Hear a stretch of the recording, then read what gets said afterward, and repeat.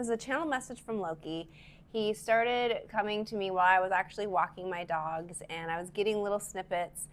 Finally got home and had a chance to sit down. The first thing I see the bat signal, and I hear in Loki's voice, he has his own voice in my head, just go with it.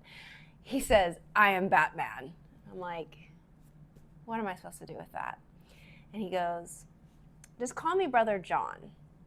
Well, that was a little tongue-in-cheek on a lot of levels, but especially because I had just read a passage out of the book of John, John 14:14, to be exact, where Jesus is talking to the disciples. This is during the Last Supper, and he tells them, or right after the Last Supper, I think, and he tells them if they ask for anything in his name, he will do it.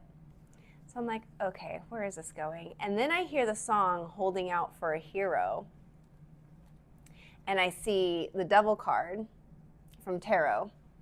And the devil actually morphs into Brad Pitt's character from the movie Fight Club. And then it all started to oddly make sense, and I realized what he was getting at is finding your inner hero. So here's how the rest of that conversation went. Loki says to me, "Be careful who you hand your authority to. You keep calling the bat signal, you keep waiting for a savior, a rebel, a holy name, a man in a mask." And I'm like, yeah, and he said this actually pretty gently for him. "They're not coming." Ooh, a little bit bleak, right? So I sat with that for a little while and ended up channeling a full pieced together message that I feel is what he's actually wanting me to share with you. I have titled this, "The Call of the Trickster." If you would call on Loki, do not call for a hero. Call for clarity. Call for the mask to slip. Call for the fantasy to crack.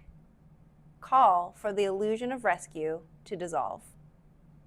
Light a candle, smirk when the absurd images come, because they will come. If a caped vigilante appears, ask what part of you is tired of waiting.